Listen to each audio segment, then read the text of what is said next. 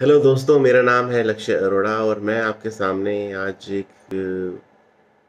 एक स्कैम लेके आने स्कैम की स्कैम की डिटेल्स डिस्क्लोज करूंगा जो आप आजकल देख रहे हैं मार्केट में। जितने भी बेसिकली ये जो वीडियो हम बना रहे हैं ये बना रहे हैं होम बायर्स के लिए जो इन्वेस्टमेंट प्लान कर रहे हैं और जो इन्वेस्टमेंट ऑलरेडी कर चुके हैं और फंस चुके हैं। ठीक है, तो आजकल तीन चार पांच चीज़ें जो हम देख रहे हैं मार्केट के अंदर। ठीक है, जैसे अंडर कंस्ट्रक्शन प्रॉपर्टीज़ होती हैं और लोग उसमें इन्वेस्टमेंट कर देते हैं। एक बहुत सुंदर सा ब्रोशर हमारे पास लेके आता है एक सेल्समैन। ठीक है, तो वो सेल्समैन हमें बताता है कि ओके ये सबवेंशन प्लान है, इस प्लान में आप ले लीजिए प्रॉपर्टी, आपको कोई ईएमआई नहीं देनी जब तक आपको घर नहीं मिलेगा। आपको कोई ईएमआई नहीं देनी, आपको सिर्फ घर के अंदर जब आप एंट्री करोगे तभी आपको जो है आपके घर की चाबी मिलेंगी और आपकी घर की किस्तें चालू होंगी। ये बेसिकली सबवेंशन प्लान होता है। तो आजकल जो बिल्डर्स हैं, ठीक है, बिल्डर्स बहुत टेक्निकल तरीके से टेक्निकल तरीके से फ्रॉड कर रहे हैं। बिल्डर्स की बात करूंगा मैं यहाँ पर बात करूंगा उन एजेंट कंपनीज की जो इन बिल्डर्स के लिए उनकी प्रॉपर्टी सेल आउट करते हैं। तो ये एक बहुत बड़ा स्कैम है। तो मैं स्कैम के बारे में छोटी छोटी आपको डिटेल्स देता हूँ। पहली चीज़, तो सबसे पहला पॉइंट मैं आपको शेयर करूंगा। जब बिल्डर आपको प्रॉपर्टी बेचता है तो आपसे एक बिल्डर सबसे पहले तो वो आपसे एक बुकिंग फॉर्म भरवाता है। फिर उस बुकिंग फॉर्म पे हम एक 10% का या 5% का कुछ छोटा मोटा सा अमाउंट जो होता है हम उसका चेक काट देते हैं और वो हम बिल्डर को दे देते हैं। और फिर हम सोचते हैं कि हाँ जी अब हमारा घर अब हमें मिल जाएगा, साल बाद, 2 साल बाद, 3 साल बाद। जैसा कि वो अपने ब्रोशर में मेंशन करते हैं कि हाँ भाई 2 साल में, 3 साल में हम कंस्ट्रक्शन कंप्लीट करके आपको आपका घर दे देंगे। ठीक है, तो ये बेसिकली सेल्स स्ट्रैटेजीज होती हैं। उसके बाद क्या होता है उसके बाद हम बैंक को अप्रोच करते हैं। फिर हमें पता लगता है जी बहुत लिमिटेड बैंक जो हैं वो उस पर्टिकुलर प्रॉपर्टी को फाइनेंस कर रहे हैं। तो हम अ, एक अच्छे बैंक को छोड़ के एक एनबीसी, ये जो प्राइवेट फाइनेंस कंपनीज होती हैं इनके पास जाते हैं। एल&टी, इंडिया बुल्स, हाउसिंग फाइनेंस, इन इस तरह की कंपनी के पास जाते हैं। अपने डॉक्यूमेंट्स लेके भैया ठीक है हमें लोन दे दीजिए। हमारे लोन के डॉक्यूमेंट्स हमारे स्ट्रांग होते हैं और हम अपने सबमिट कर देते हैं और उस बेसिस पे बैंक हमें जो है लोन दे देता है। और वो बिल्डर के साथ बिल्डर को हमारा पैसा हमारे नाम पर लोन फाइनेंस कर देता है। तो इससे होता क्या है,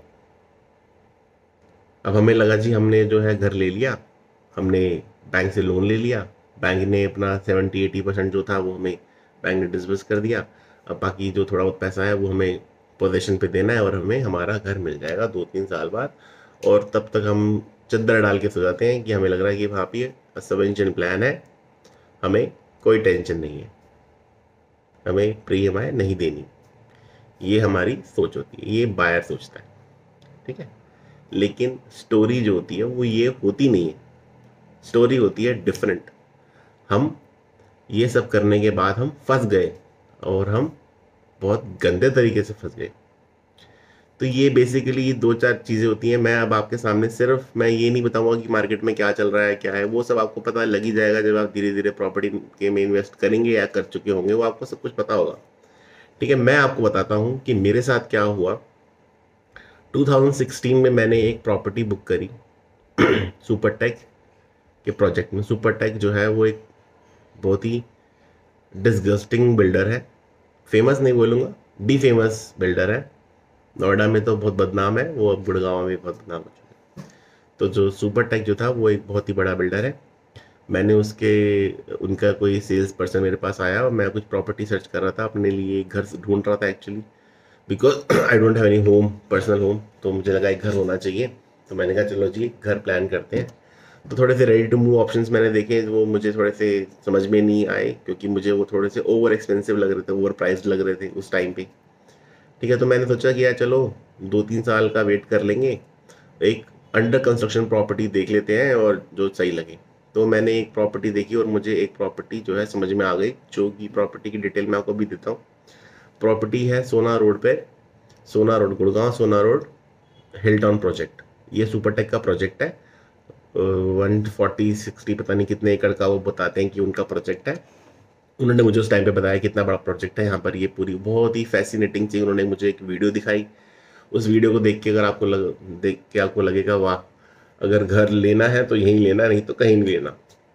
सामने पहाड़, अरावली हिल्स, आपको लगेगा वाह। ऐसा मुझे लगा कि बहुत बढ़िया चीज़ है, तो एक प्रॉपर्टी यहाँ पर बुक कर लेते हैं। फिर मैंने उनको बोला जी ठीक है, आप मेरे को, मैं प्रॉपर्टी बुक कर लेता हूँ। मैंने उनसे थोड़ा सा नेगोशिएट किया और एक पर्टिकुलर प्राइस पे मैंने प्रॉपर्टी अपनी बुक कर ली। और मैंने उनको उनके कहने के अकॉर्डिंगली 10% पेमेंट का चेक काट के मैंने उनको दे दिया। ठीक है, 10% पेमेंट का चेक मैंने उनको काट के दे दिया। बुकिंग अमाउंट, उन्होंने बोला बुकिंग अमाउंट है तो आप जितना मर्जी आप बुकिंग अमाउंट, 10% आप बुकिंग अमाउंट दे दो। मैंने कहा जी चलो ठीक है, कोई बात नहीं। मैंने उनको 5.5 लाख रुपये का चेक काट के उनको दे दिया। मैंने कहा जी ये पकड़ो आप अपना बुकिंग अमाउंट। ठीक है, अब वो बुकिंग अमाउंट उन्होंने ले लिया। उन्होंने मुझे एक पर्टिकुलर यूनिट उन्होंने मुझे बता दी कि ये पर्टिकुलर यूनिट जो है आपके नाम पर हमने बुक कर ली है। अब हम आपको इसके बिल्डर बायर एग्रीमेंट वगैरह बनाकर भेजेंगे और आप उसको साइन करेंगे, फिर हम आपका लोन डिसबर्स करेंगे और इस तरीके से आपका चलेगा। नहीं कहा जी चलो ठीक है, कोई बात नहीं। उन्होंने मुझे बताया कि आप सबवेंशन प्लान लेंगे, सबवेंशन प्लान होगा आपका, और आपको कोई भी प्रीएमआई नहीं पे करना। आपको जितना भी लोन डिसबर्स होगा उस लोन की सारी जिम्मेदारी बिल्डर की है। बिल्डर उसको पे करेगा, उसकी प्रीएमआई जो उसका इंटरेस्ट जो जनरेट होगा during the time of position, जितना भी जनरेट होगा वो सारा का सारा amount builder will be paying that particular amount. हमने कहा जी इससे बढ़िया तो और कुछ हो ही नहीं सकता।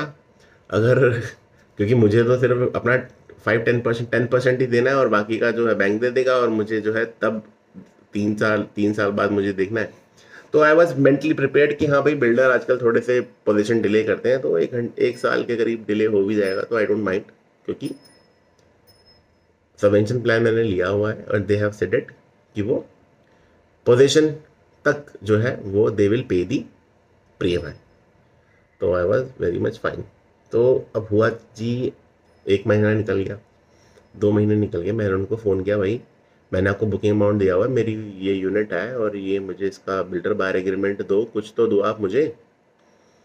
तो उन्होंने बोला जी आपकी ये जो यूनिट है ना, पर्टिकुलर यूनिट, इस यूनिट में कुछ प्रॉब्लम है, ये यूनिट हम आपको दे नहीं सकते, आपको कोई दूसरी यूनिट हमें देनी पड़ेगी। तो मैंने कहा जी दूसरी यूनिट बताओ। तो उन्होंने मेरे को उन्होंने के बाद बोला कि हमारे पास यूनिट नहीं है।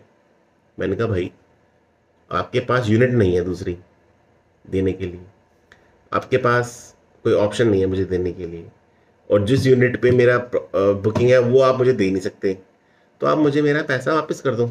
जो मैंने आपको 10% वापस दिया है बुकिंग का, वो आप मुझे वापस कर दो, क्योंकि आप जो अपना कमिटमेंट पूरा नहीं कर रहे। तो उन्होंने मुझे एक बहुत ही अच्छा सा रिप्लाई दिया। उन्होंने मुझे एक ईमेल पे रिप्लाई किया, मैं आपको वो ईमेल अभी सारे स्क्रीनशॉट्स भी दिखाऊंगा। उन्होंने मुझे ईमेल पे रिप्लाई किया कि we do not have a refund policy, और हम आप अगर आप अपनी जो भी अपनी प्रॉपर्टी कैंसिल करते हो तो हम आपको कोई भी पैसा रिफंड नहीं करेंगे। मैंने कहा भैया 5.5 लाख रुपये डूब जाएगा ऐसे तो, और इसमें मेरी क्या गलती। कहते हैं जी ये कंपनी की पॉलिसी है, we do not refund, we do not have funds and we do not refund. मैंने कहा जी फंस गया, अब क्या करें। कहते आप वेट करो, आपको कुछ ना कुछ हम ऑप्शन दे देंगे। और मैं वेट करता करता करता करता ऑलमोस्ट 1 साल निकल गया बुकिंग अमाउंट देने के बाद। और जो उन्होंने मुझे एक लास्ट में एक ऑप्शन दिया, उन्होंने एक जो भी बहुत एस्केलेशन बहुत मतलब दिया उन्होंने। और बेसिकली आई वॉज मतलब मुझे जो प्रॉपर्टी जो कंस्ट्रक्शन साइट थी वहाँ पर जाके मुझे लग रहा था कि यहाँ पर कुछ नहीं हो रहा, construction is not going on, वो कंस्ट्रक्शन रुका हुआ है, कुछ भी नहीं हो रहा, कंस्ट्रक्शन रुकी हुई है। But I was somewhere not informed, I was not aware. तो मैंने उनको बोला जी आप मेरा पैसा रिफंड कर दो। तो उन्होंने जो है मुझे बिल्कुल क्लियरली बता दिया कि भैया we can not refund you, we do not have a policy to refund you. मैंने कहा जी अब क्या करें, फंस गया रे ओबामा। फिर बैठे बैठे हमने बहुत सोचा क्या करें क्या करें इतना गाइडेंस भी नहीं मिला अच्छे से। क्या मैं बोलूँ, अब जो अगर मैं किसी लॉयर से बात करूँ तो मुझे लगा यार लॉयर भी 25-30 हज़ार रुपये लेगा, और आई डोंट नो कि वो पैसा देगा कि भी नहीं देगा, है ना। तो बहुत सारे सिनेरियो थे, थोड़ा सा ट्रैप्ड फील करा मैंने। तो मैंने कहा चलो ठीक है, प्लान प्रॉपर्टी सही, प्लान मतलब सही है, लोकेशन सही है, अगर कोई दूसरी यूनिट दे देंगे तो चल ठीक है, लेट इट बी फाइन। तो उन्होंने मुझे 1 साल बाद एक ऑप्शन, मैंने उनको बहुत चेज़ किया तो उन्होंने मुझे फिर एक ऑप्शन दिया। उन्होंने बोला कि भैया आप इस प्रॉपर्टी में मूव कर जाओ। मैंने कहा जी ठीक है। मैं उस प्रॉपर्टी के लिए मैं मूव कर गया। वो सारा मेल पे मेरा कन्वर्सेशन हुआ। तो फर्स्ट थिंग, पहली चीज़, इन्होंने मुझे थ्रेट किया कि भैया आपका पैसा डूब चुका है। पहले तो इन्होंने बोला कि आपका पैसा डूब चुका है, या तो आप अपनी इस बुकिंग अमाउंट के साथ कंटिन्यू करो, वो भी उस ऑप्शन पे जो हम आपको देंगे। जो आपका ऑप्शन था वो आपको नहीं मिलेगा, जो हम आपको ऑप्शन देंगे उस पर आप कंटिन्यू करो, नहीं तो आपका पैसा डूब गया। First threat given by Supertech is this. मैंने कहा जी चलो, आई वॉज फीलिंग ट्रैप्ड, तो मैंने कहा चलो ठीक है यार। फिर इन्होंने क्या किया जी, अब इन्होंने एक बनाया मेरे साथ, मतलब मेल वगैरह कम्युनिकेट करी हमने, और वो एक हमने यूनिट उन्होंने मेरी स्विच कर दी फाइनली। मैंने कहा जी चलो ठीक है कोई बात नहीं, यूनिट स्विच कर दी है, अब देखते हैं क्या होता है इसका, कब मिलेगा वो देखते हैं, बात की बात है। और subvention plan everything was on on the table, everything वो था।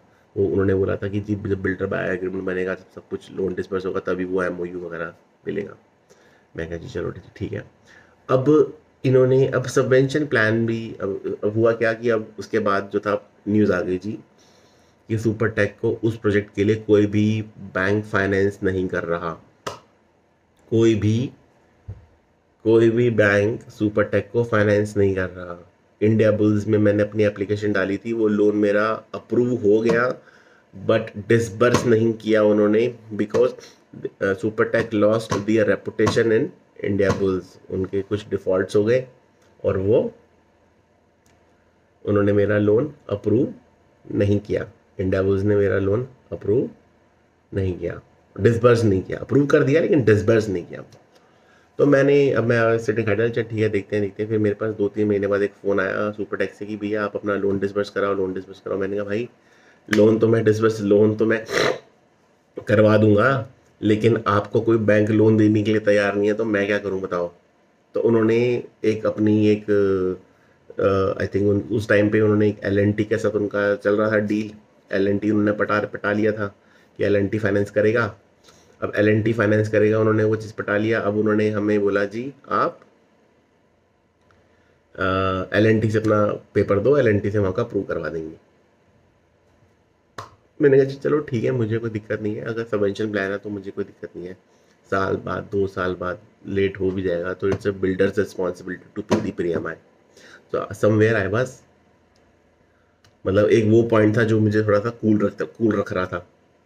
मैंने कहा जी चलो ठीक है कोई बात नहीं। अब मैंने लोन के लिए एप्लीकेशन डाला, लोन मेरा हाई रेट ऑफ इंटरेस्ट पर डिसबर्स हुआ, ठीक है। और जबकि मेरा, अगर मैं प्रोफाइल अपना कहीं पर भी डालूं, अगर मैं एसबीआई बैंक में भी डालता तो मेरा लोन अप्रूव होता और मिनिमम रेट ऑफ इंटरेस्ट पर अप्रूव होता। बट मैंने कहा अगर बिल्डर ही नहीं पे करना है रेट ऑफ इंटरेस्ट, तो I don't think much about it. ये मेरी बहुत बड़ी गलती थी। तो फिर मैंने क्या किया, मैंने अपने वहाँ पे डॉक्यूमेंट्स वगैरह दे दिए और फिर उन्होंने मेरा लोन भी अप्रूव कर दिया। और वो डिसबर्समेंट की बारी आई तो उन्होंने मुझे बैंक बुलाया और वहाँ पे वो बहुत कन्फ्यूज़न उन्होंने क्रिएट किया। उन्होंने बहुत ज़्यादा जैसे कहते हैं ना, बहुत ज़्यादा, आधे पेपर्स पे सुपरटेक के साइन नहीं थे, आधे पेपर्स मिस ये था, आधे इधर थे। उन्होंने मुझे इतना कंफ्यूज करा और उन्होंने मेरे से सारे के सारे जो पेपर्स थे उन्होंने मेरे से साइन करवाए, ठीक है। और I was not having a proper time to read understand everything. इतनी टेक्निकलिटीज, इतनी चीज़ें थी उसके अंदर। तो मैंने उनसे एमओयू के बारे में भी पूछा। मैंने कहा बॉस एमओयू पे कहाँ लिखा हुआ है कि you will pay the everything. तो उन्होंने मुझे एक एमओयू का डॉक्यूमेंट दिखाया, उसमें उन्होंने पढ़वाया कि boss you Supertech will pay the प्रीएमआई till possession, ठीक है। उसके नीचे उन्होंने जो कुछ टर्म्स एंड कंडीशन लिखी हुई थी वो उन्होंने मुझे नहीं दिखाई और मैंने उस पर साइन करे। तो उन्होंने कहा ये तो बहुत कॉमन से है और आपको ये करना है। मैंने कहा चलो ठीक है, तो मैंने उस पर साइन करा। अब उस पर एक कंडीशन मेंशन थी कि 90% of the payment should be paid to the Supertech, then only Supertech is liable to pay the pre EMI. That means कि बिल्डर के पास 90% पेमेंट आ जाना चाहिए, बिल्डर के पास 90% पेमेंट आ जाना चाहिए, तभी वो प्रीएमआई पे करेगा, नहीं तो उसकी कोई लायबिलिटी नहीं बनती, ठीक है। अब आई वॉज थिंकिंग कि भैया ऐसा है, तो मैंने उसको पूछा भाई को, वो जो वहाँ पे बैंक का बंदा बैठा था, मैंने उसको पूछा, मैंने कहा boss you have like how much you will disburse to this people. कहता सर आपका 45-46 लाख का आपका लोन हम अप्रूव करवा रहे हैं, और जितना भी इनका निकलेगा हम सारा डिसबर्स कर देंगे। तो मैंने कहा बस। तो उन्होंने मुझे बोला, सुपरटेक ने मुझे बोला कि हाँ आपको कुछ टेंशन नहीं लेना, आपका सारा पैसा आ जाएगा, प्री माई की रिस्पॉन्सिबिलिटी हमारी। मैंने कहा जी ठीक है। अब एवरीथिंग वेंट वेल, और वहाँ पे सब कुछ डिसबर्स वगैरह भी हो गया। कुछ डिस्प्यूट हुए, वो थोड़े से डिफरेंट डिस्प्यूट हुए, ठीक है। तो उसमें कुछ डिस्प्यूट हो गया, ठीक है। तो मैंने उनको बोला, मैंने कहा बॉस मैं डिसबर्समेंट नहीं करवाऊंगा। मैंने डिसबर्समेंट का जो फाइनल अप्रूवल था वो मैंने रोक लिया, होल्ड कर लिया। मैंने कहा मैं डिसबर्समेंट नहीं करूंगा। Then they have given me another threat. They said कि as per the payment plan 45 lakh आपका ड्यू था, जो आपने पिछले 1.5 साल से पे नहीं किया। 18% उसके ऊपर इंटरेस्ट लगेगा एनुअल, यानी कि आपको 25 लाख रुपया, आपको मतलब मोटा माटा 25-30 लाख रुपया आपको रेट, आपको इंटरेस्ट पे करना है। ऐसा मेरे तो धुएं निकल गए, धुएं। मैंने कहा जी मैं आपको 25 लाख रुपए रेट, मैं आपको इंटरेस्ट क्यों दूंगा। कहते जी आपकी पेमेंट ड्यू थी, पेमेंट आपकी आई नहीं, तो इसलिए 25 लाख रुपए आपका ड्यू है। उस पर इंटरेस्ट जनरेट हो गया। जो 45 लाख जो हमारा निकलता था, जो सुपरटेक का निकलता था as per the payment plan, उसके ऊपर हम इंटरेस्ट लगाएंगे आपके ऊपर, और वो आपको देना पड़ेगा। तो मेरा दिमाग खराब हो गया, मैं फिर प्रेशर में आ गया बहुत ज़्यादा। मैंने कहा जी ऐसा है, यू हैव टू। तो फिर मैंने उनसे बोला, मैंने कहा बॉस मैं इतना प्रेशर नहीं ले सकता, ठीक है। आप मुझे वेवर का सर्टिफिकेट बना के दोगे तो ही तो ही मैं प्रोसीड करूंगा, नहीं तो मैं प्रोसीड नहीं करूंगा। बिकॉज अगर पेमेंट नहीं हुई, लोन नहीं हुआ, तो उसमें सुपरटेक रिस्पॉन्सिबल था, ना कि मैं। बिकॉज मेरे पेपर्स रेडी थे, I was eligible, everything was there, मेरे पास अप्रूवल भी था, अब इंडिया पुलिस का हर चीज़ थी, मेरे पास अप्रूवल भी था। बट सुपरटेक की रेपुटेशन इतनी नहीं थी कि उसको कोई डिसबर्स करे लोन। तो इसमें मेरा क्या फॉल्ट। कोई बैंक, तो उसने कहा बस हम नहीं जानते, ये पेमेंट शेड्यूल है, आप कोर्ट चले जाओ, आपको पेमेंट करनी पड़ेगी। उन्होंने मुझे फिर डरा दिया। ज़िंदगी में मैं कभी इन कामों के लिए कोर्ट नहीं है। तो मैंने कहा भाई, मेरे तो गूज बम ऐसे खड़े हो गए भाई कि अब तो मैं क्या करूं। फिर मैंने उनको बोला, मैंने कहा बॉस मुझे तो ये चाहिए वेवर। तो मुझे लगा भाई मैं फिर जीत गया। इन्होंने मुझे एक वेवर का सर्टिफिकेट बना के दे दिया कि अब आपको कुछ भी पे नहीं करना, आपका जो भी इंटरेस्ट था वो हमने एक्सेप्शनली आपका वेव ऑफ कर रहे हैं। तो उन्होंने मुझे एक ईमेल भेजा, और एक उन्होंने एक सुपरटेक के लेटर हेड पे लिख के भी दिया उन्होंने ये चीज़ मुझे। तो मुझे लगा ठीक है मैं जीत गया भाई, कोई दिक्कत नहीं, ठीक है। अब उन्होंने इतना प्रेशर क्रिएट करके इन्होंने मेरे से वो डिसबर्समेंट कराए और डॉक्यूमेंट साइन करवाए, ठीक है। तो फाइनली लोन डिसबर्स हो गया। उन्होंने सबवेंशन प्लान के अकॉर्डिंगली उन्होंने कुछ पेमेंट उनको काट के उनको डिसबर्स करा अमाउंट, जो भी उनका सिस्टम होगा। तो उन्होंने अब जनवरी 2020 तक, सॉरी दिसंबर 2020 तक, 2019 तक उन्होंने पैसा काट लिया था। उसके बाद का जो पेमेंट था प्री EMI का, वो मेरे अकाउंट से कटना था, जो मुझे सुपरटेक रिफंड करता एज पर दी कॉन्ट्रैक्ट MOU। मैंने कहा जी मेरे अकाउंट से पहली EMI कट गई। मैंने सुपरटेक को मेल डाला, मैंने कहा बॉस ये मेरे बैंक स्टेटमेंट है और ये मेरा EMI कट गया, ये मुझे रिफंड कर दो। कोई रिप्लाई नहीं आया, ठीक है। सेकेंड मंथ मेरी EMI फिर कट गई। मैंने उनको फिर ईमेल डाला, मैंने उनको फ़ोन किया, ईमेल डाला, उनका कोई रिप्लाई नहीं आया। फिर मैंने उनको तीसरी पेमेंट कटी मेरी, फिर मैंने उनको फिर ईमेल डाला, फिर फ़ोन करे। उन्होंने भाई मुझे एग्जॉस्ट कर दिया। मैंने कहा भाई मैं तो लुट जाऊँगा, अगर मैं प्री EMI अपनी अकाउंट से देता जाऊँगा तो मैं तो कहाँ जाऊँगा भाई। मैंने उनको सुपरटेक को बोला, मैंने कहा भाई EMI पे करो। तो दे सेड कि सर हमारे पास फंड नहीं है, घर तो हम आपको 1 साल में बना के दे देंगे, लेकिन EMI आप टेक केयर कर लो, हम आपको एंड में एडजस्ट कर देंगे। मैंने कहा जी जैसी चीज़ें चल रही हैं मार्केट में आपके नाम, मैं तो ये रिस्क नहीं ले सकता। उन्होंने एक स्कीम भेजी थी, आप ऐसा करो 12 महीने आप पे करो, हम आपको इतना ही कुछ ऐसे 1 महीने का हम आपको डिस्काउंट दे देंगे या 2 महीने का डिस्काउंट देंगे, पता नहीं क्या ऐसा कुछ। उन्होंने 2-3 स्कीमें मेरे को डाली ईमेल पे, तो मैं आपको वो भी दिखाऊंगा, ठीक है। तो मैंने उनके ट्रैप में इस बार मैं नहीं आया। मैंने उनको बोला जी सॉरी, मैंने सीधा बैंक में एक ईमेल डाला, अपनी जो स्टैंडर्ड इंस्ट्रक्शंस डाली हुई थी वो मैंने कैंसिल करवाई, और मैंने एल को एक ईमेल डाल दिया कि बॉस, मैंने जो प्रॉपर्टी ली है वो सबवेंशन प्लान में ली है, ideally builder is liable to pay the amount, ठीक है, तो आप प्लीज़ उसको चेज करो, because they are not responding to my emails and they are not paying me back, ठीक है। तो मैंने ये उनको एल को ईमेल मैंने ड्रॉप कर दिया, और मैंने सुपरटेक को भी जो है कॉपी कर दिया। अब 2-3 महीने तो उन्होंने पेमेंट नहीं करी, फिर उन्होंने उसके बाद उन्होंने डायरेक्ट कुछ पेमेंट करते रहे, शायद जैसे मैं स्टेटमेंट में देख पा रहा हूँ तो सुपरटेक ने डायरेक्ट पेमेंट करी हुई है मेरे लोन में एल को कुछ लास्ट दिसंबर तक। मैंने कहा चलो ये भी ठीक है कि लेट मतलब पेमेंट कर रहे हैं, ठीक है, जो भी लेट फीस वगैरह हो रही है उसके बारे में अब बाद में एक पोजीशन के टाइम पर ही डिस्कस करते हैं, ठीक है। अब पोजीशन तो छोड़ो, लेकिन साइड बाय साइड पैरेलली हो क्या रहा है, कंस्ट्रक्शन साइट पर कुछ भी नहीं हो रहा, काम रुका हुआ है। The day I have book the property, जो मेरा बिल्डिंग थी, जो मेरा प्लॉट मेरा जिसमें मेरा कंस्ट्रक्शन हो रहा था, वहाँ पर जितना काम हुआ था वो उतना का उतना ही है आज भी। वहाँ पर आज भी एक भी ईंट का इम्प्रूवमेंट नहीं हुआ। It's been more than 2 years, 2-3 years, almost 2-3 years के अंदर वहाँ पर एक भी ईंट का इम्प्रूवमेंट नहीं हुआ।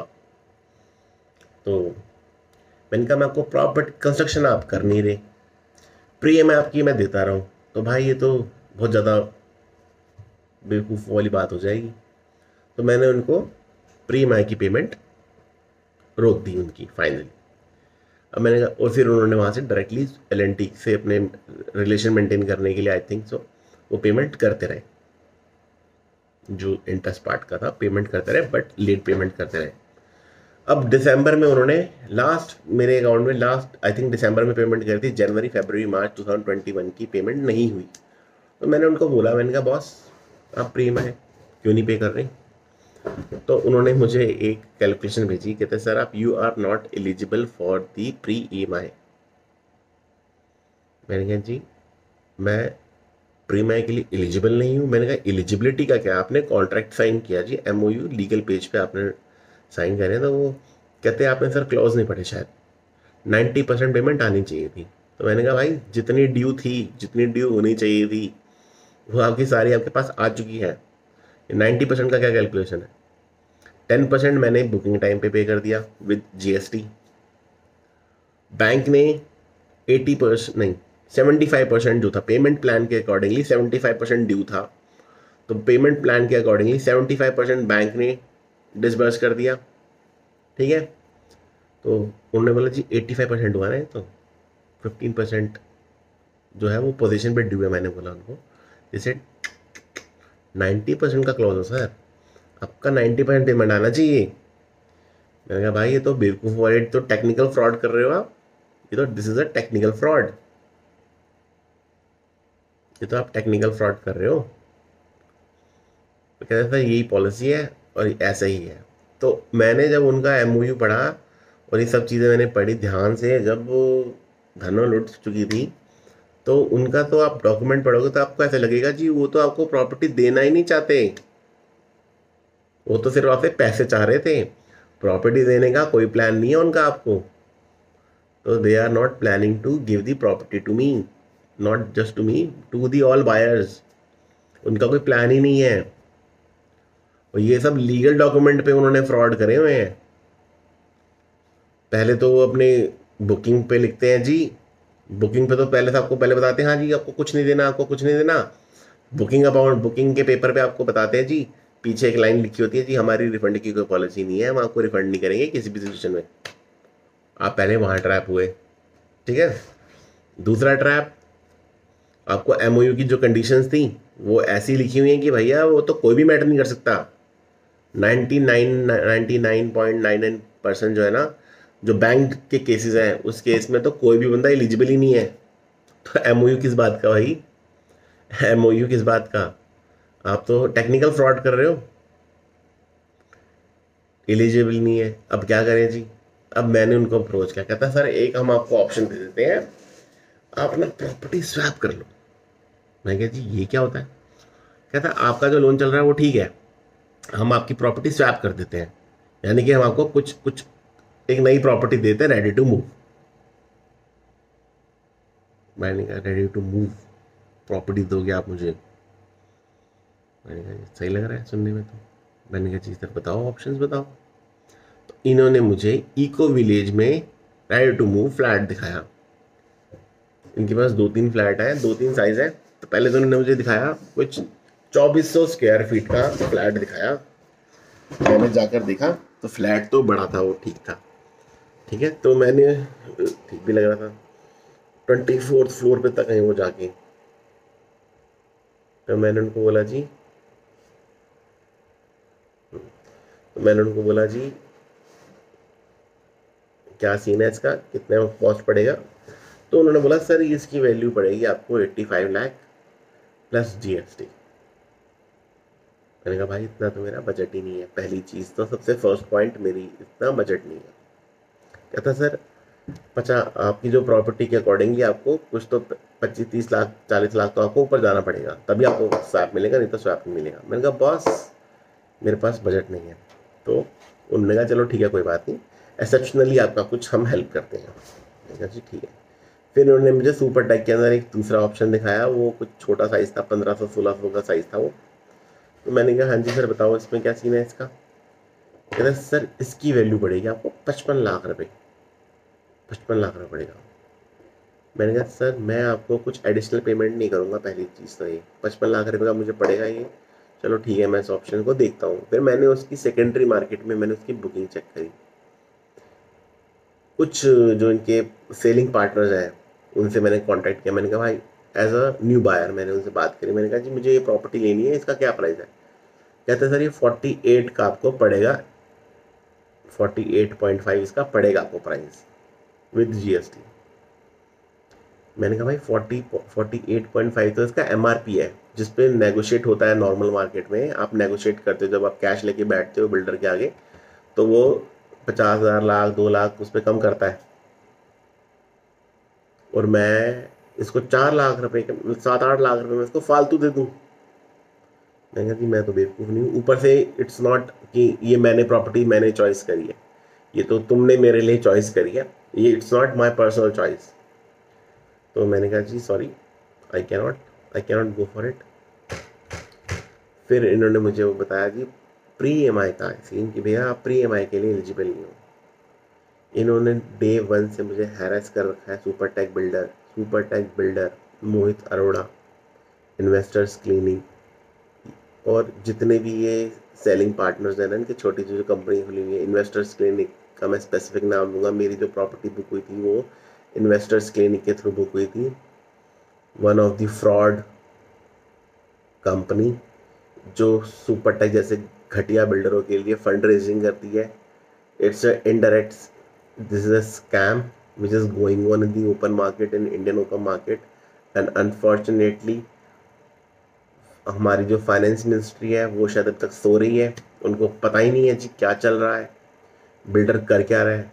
80% 90% पेमेंट लेने के बाद बिल्डर कहता है जी मेरे पास पैसा नहीं है प्रोजेक्ट बनाने के लिए। तो ऐसे बिल्डरों के मुंह पे थप्पड़ मार के ना इनसे ज़मीन ले लेनी चाहिए कि तुम्हारे पास पैसा नहीं है तो तुमने फिर पैसा लेके किया क्या उसका? अपने लड़कों को तुमने साला सिंगापुर भेज दिया घूमने के लिए? तुम कर क्या रहे हो साला? एक प्रोजेक्ट के अंदर तुम करोड़ों रुपए इकट्ठा करते हो और ऐसे घटिया कॉन्ट्रैक्ट तुम बनाते हो जो तुम्हारा कॉन्ट्रैक्ट पढ़ के साला ऐसा लगता है कि तुम साला बेचने का तुम्हारा क्या मूड ही नहीं है, तुम्हारा पोजीशन देने का प्लान ही नहीं है जी। तुम्हारे ना सेलिंग पार्टनर्स क्लैरिटी देते हैं ना ही तुम लोग क्लैरिटी देते हो, तुम्हारा कोई प्लान ही नहीं है। तुम बेवकूफ़ बना के रखा हो तुमने। 4 साल हो गए आज, बंदा साला 50 लाख रुपए दे के बैठा हो, उसके हाथ में ना घर है ना घर की चाबी, ऊपर से सिविल स्कोर ऐसा हो रखा है जैसे पता नहीं क्या, सिविल स्कोर खराब। प्रोफाइल फंडिंग एक लीगल फ्रॉड होता है, लीगल स्कैम होता है ये, ठीक है। It's indirect profile funding scam. Supertech ने हमारा प्रोफाइल हमसे चोरी किया है, सुपरटेक ने हमारा प्रोफाइल चोरी किया है। उसकी इंटेंशन नहीं है हमें घर देने की, उसकी इंटेंशन थी हमारा प्रोफाइल चोरी करके हमारे थ्रू पैसा एक रेज कर ले और अपना काम चला ले। और वही सेम प्रॉपर्टी जब हमारे हाथ से निकल जाएगी, जब हमारा कुछ नुकसान हो जाएगा, बहुत अच्छा गंदा नुकसान हो जाएगा, तो फिर सेम प्रॉपर्टी वो रेडी टू मूव करके बेचेगा। और जब उसका प्राइस वो अपने मुंह से बोल के प्राइस लेगा, 10 15 20 लाख रुपए एक्स्ट्रा एक्स्ट्रा पैसा लेगा सेम प्रॉपर्टी के ऊपर। जो फ्रेश बायर होंगे उनसे पैसा लेगा, फिर उनको चाबी देगा वो हमको चाबी नहीं देगा, क्योंकि उसका प्लान ही नहीं है हमें घर देने का। उसने हमारा प्रोफाइल चोरी किया है। ये बहुत ही घटिया चीज करी है सुपरटेक ने। मेरी हर होम बायर से ये रिक्वेस्ट है कि सुपरटेक जैसे घटिया बिल्डरों के साथ डीलिंग ही ना करें। इनकी प्रॉपर्टी ना तो रेडी टू मूव में खरीदो, ना ही अंडर कंस्ट्रक्शन खरीदो। ये एक नंबर के फ्रॉड लोग हैं। इनका कोई दीन ईमान नहीं है। इनको सिर्फ और सिर्फ पैसों से मतलब है, वो भी तुम्हारा पैसा।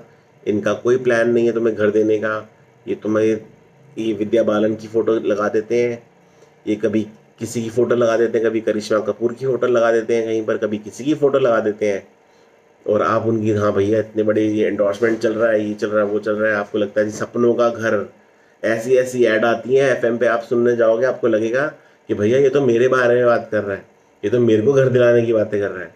भैया वो तुम्हें घर नहीं दिला रहे, वो तुम्हारे साथ फ्रॉड कर रहे हैं, फ्रॉड। उन्हें तुम्हारा प्रोफाइल चाहिए। जो बंदा 25 30 हज़ार पे, 40 हज़ार पे, 50 हज़ार पे कमाता है, उसके उस हिसाब से खर्चे होते हैं। रेंट पे करता है वो 10 हज़ार 15 हज़ार पे रेंट पे करता है, अपना घर चलाता है। एंड में शायद वो मुश्किल से 15 10 5 10 हज़ार पे बचा पाता होगा अपनी फ्यूचर सेविंग के लिए।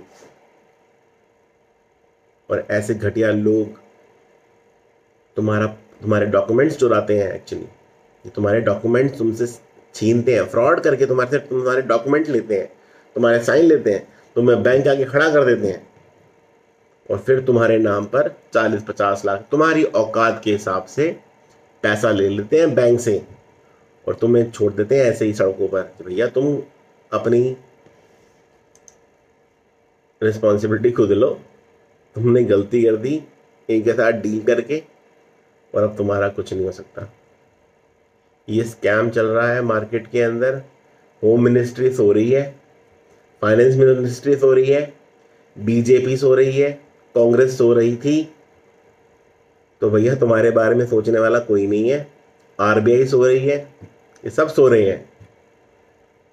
और अनफॉर्चुनेटली बायर भी सो रहा है, बायर भी सो रहा है। ये सबसे बेकार बात है, क्योंकि बायर जो है उसको पता ही नहीं है कि भाई हो क्या रहा है बाजार में, उसका पैसा कैसे छीना जा रहा है। एक नॉर्मल इंसान को घर बनाने में ज़िंदगी निकल जाती है। घर बना भी लेगा तो उसकी किस्तें भरेगा। मतलब एक घर बनाना एक बहुत बड़ा चैलेंज है। एक ऐसे बंदे, एक मिडिल क्लास आदमी के लिए एक घर बनाना इतना बड़ा चैलेंज है कि वो 25 30 40 हज़ार रुपये कमाता है और वो घर नहीं बना पाता। और ऐसे कुत्ते कमीने हरामजादे बिल्डर और सेल्स कंपनियां, इन्वेस्टर्स क्लिनिक जैसे ये जो कंपनियां हैं, ये क्या करती हैं, ये तुम्हारे सपने चुरा के अपने सपने पूरे कर लेते हैं। ये तुम्हारे सपने चुरा के अपने सपने पूरे करते हैं। तुम्हारे बच्चों की रोटी छीन के अपने बच्चों को विदेशों में भेज देते हैं। इतनी घटिया सोच है इनकी। इनको ना भगवान से डर लगता है, ना अपनी आत्मा से डर लगता है, ना अपने अंदर के राम से डर लगता है। नमस्कार। अगर मेरे बातों में अगर आपको कोई वर्ड अगर अच्छा ना लगा हो तो आप उसको इग्नोर कर सकते हैं, लेकिन जो मैंने बातें कही हैं वो 100% सच है। एविडेंस मेरे पास है। किसी बंदे को मुझसे कांटेक्ट करना हो वो कांटेक्ट करे और मैं उसको एविडेंस दिखाऊंगा। और ये सिर्फ सुपरटेक नहीं है, ये सिर्फ इन्वेस्टर्स क्लिनिक नहीं है, ये सिर्फ L&T बैंक या इंडिया बुल्स ये बैंक नहीं है। ये पूरी की पूरी बहुत बड़ी चैन है, बहुत बड़ी चैन है। और ये मिडिल क्लास लोगों को मारते हैं और अपने सपने पूरे करते हैं। गरीब आदमी और गरीब हो जाता है। मिडिल क्लास आदमी जो होता है ना, वो पॉवर्टी लाइन के ऊपर नीचे भागता रहता है, कभी ऊपर कभी नीचे, कभी ऊपर नीचे कभी ऊपर। जैसे ECG की लाइन होती है ना, जो मिडिल क्लास बंदा होता है ना वो ऐसा होता है, कभी ऊपर कभी नीचे, कभी ऊपर कभी नीचे। और इनका मकसद होता है कि उसको नीचे, उसको उसकी लाइन सीधी कर दें, नीचे करके उसकी लाइन सीधी कर दें। ये ऐसे लोग हैं। अपना पैसा बचाओ, अपनी एनर्जी बचाओ। अंडर कंस्ट्रक्शन प्रॉपर्टी के अंदर कभी भी बुकिंग मत करो, चाहे कोई भी बिल्डर हो, हिंदुस्तान का कोई सा भी कोना हो, कभी इन्वेस्टमेंट को मत करो।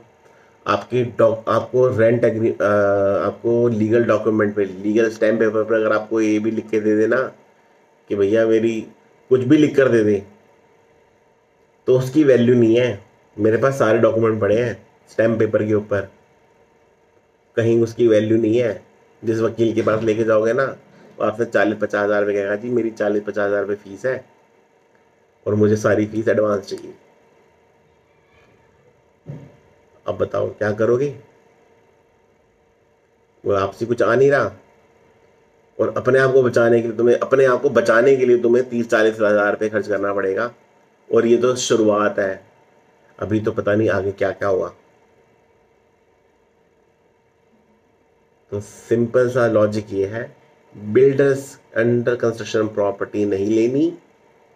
चाहे बिल्डर अपने खून से लिख दे एमओयू पे, अपने खून से लिख देना बिल्डर अगर, कि भैया मैं तुम्हें प्री EMI दूंगा, मैं तुम्हें कैश बैक दूंगा, मैं बाय बैक करूंगा, मैं ये करूंगा, मैं वो करूंगा, फलाना करूंगा, मैं ढिमकाना करूंगा, तो भैया उसकी मत सुनना। कोई कुछ नहीं करने वाला। तुम्हें अगर कुछ खरीदना हो, घर खरीदना हो, दुकान खरीदनी हो, कुछ भी खरीदना हो, जब तक तुम्हें दुकान बनी हुई न नजर आए, घर बना हुआ नजर ना आए, रेडी टू मूव ना हो, चाबी तुम्हें नजर ना आ रही हो उसकी, उसको भैया उस पर विश्वास मत करना। ये एक नंबर के सुअर है, ये सुअर। इन्वेस्टर्स क्लिनिक सुअर है, सुपर टेक सुअर है, और दूसरे बिल्डरों के बारे में भी यही इमेज है, यही चीज़ है, हर जगह यही चल रहा है। Exchange your property, exchange Mela, buy back offer, assured return, ये सब स्कैम है। रेरा बना दिया है इन्होंने, RERA, Haryana RERA, UP RERA. ये रेरा कर क्या रहा है पता नहीं। रेरा को ये नहीं पता कि इन बिल्डर्स की नाक में रस्सी कैसे डालनी है। अपने अपने हिसाब से इन्होंने बिल्डर बायर एग्रीमेंट बनाते हैं, अपने हिसाब से एमओयू बनाते हैं, अपने हिसाब से स्कीमें दिखा देते हैं। रेरा को चाहिए कि इनको रेगुलेट करें इस तरीके से कि एक स्टैंडर्ड बिल्डर बायर एग्रीमेंट हो। चाहे तुम सुपर टैक्स से खरीदो, चाहे तुम डीडीए का फ्लैट लो, चाहे तुम किसी भी दुनिया जहाँ के किसी बिल्डर से लो, हिंदुस्तान का कोई भी बिल्डर हो, उसका builder buyer agreement, tri party agreement, MOU, जो भी है, जो भी स्कीम है, वो रेरा रजिस्टर्ड होनी चाहिए। ये स्कीमें भी रेरा रजिस्टर्ड होनी चाहिए कि हाँ रेरा से अप्रूव है, स्कीम भी अप्रूव्ड है। रेरा का काम क्या है? रेरा का काम है भी इसको रेगुलेट करना, इसको स्टैंडर्डाइज करना, इसको ऑर्गेनाइज करना इस सेक्टर को। आज रियल एस्टेट पे लोगों का विश्वास क्यों नहीं है? इनकी वजह से। इन्होंने इतने घर बना दिए हैं, इतने घर बना दिए हैं, लेकिन उन घरों में कोई अंडर कंस्ट्रक्शन है, आपको चाबी नहीं मिल सकती, आपको कुछ नहीं मिल सकता उसका, आपको कुछ नहीं है उसका।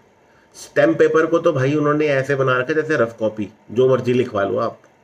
बिल्डर को जब आपके पास 5-6 लाख रुपये पड़ा होता है ना, 10 लाख रुपये पड़ा होता है, जब आप बिल्डर के पास प्रॉपर्टी खरीदने जाते हो, तो आप उसको बोलो भाई ये लिख दे स्टैम्प पेपर में, कुछ भी लिखवा लो उससे, वो हर चीज़ लिख के दे देगा, हर चीज़ लिख कर देगा वो आपको, आपकी रिक्वायरमेंट के हिसाब से जो मर्जी लिखवा लो आप उससे स्टैम्प पेपर पे। लेकिन उस स्टैम्प पेपर की वैल्यू नहीं है। 6 महीने बाद, साल बाद, 2 साल बाद जब आपको जरूरत पड़ेगी ना, तो उस स्टैम्प पेपर को फाड़ देगा जी, है ही नहीं। फिर क्या करोगे? क्या करोगे फिर? कुछ नहीं कर सकते आप।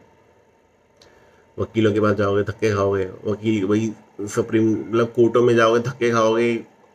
इतनी एनर्जी, सबसे बड़ी आप अपना माइंड का पीस खो दोगे। कोई ज़रूरत नहीं है। इन शॉर्ट, वीडियो बहुत ज़्यादा लंबा हो गया। सिंपल सा कैलकुलेशन है, अंडर कंस्ट्रक्शन प्रॉपर्टी लेनी नहीं, किसी स्कीम पे ट्रस्ट करना नहीं। प्रॉपर्टी वही जो नज़र आए। आपको लगेगी लाख रुपए महंगी, 2 लाख महंगी, 5 लाख महंगी, 10 लाख महंगी, कोई दिक्कत नहीं है। आपके हाथ में चाबी आपको उस वक्त मिलेगी ना, वो सबसे बढ़िया चीज़ है। अगर आपको महंगा लगेगा, वो एक बार ही लगेगा आपको, जब तक आपको लगेगा, जब आपको लगेगा ना एंटर कस्टडी में, हाँ भाई तो बहुत सस्ता पड़ रहा है, बहुत सस्ता पड़ रहा है, तो उसको ऐसे ही याद आएगा जब आपको लगेगा ना भाई हाथ में कुछ है नहीं और लोन चल रहे हैं। होम लोन, बंदा होम लोन पे कर रहा है, रेंट के मकान पे रह के होम लोन की पेमेंट हो रही है। समझ रहे हैं आप कितना बड़ा डिप्रेशन है ये। और ऐसे जो नौकरी वाले बंदे हैं उनके लिए तो बहुत ज़्यादा डिप्रेशन है। उनको कैसे वो इन चीज़ों से बाहर आएंगे। इतना प्रेशर, फैमिली का प्रेशर, सोसाइटी का प्रेशर, अपनी इन मिस्टेक्स का प्रेशर, कैसे हैंडल करेगा भाई। मेरी बात समझ में आ गई हो तो ये गलती आप लोग मत करना। धन्यवाद।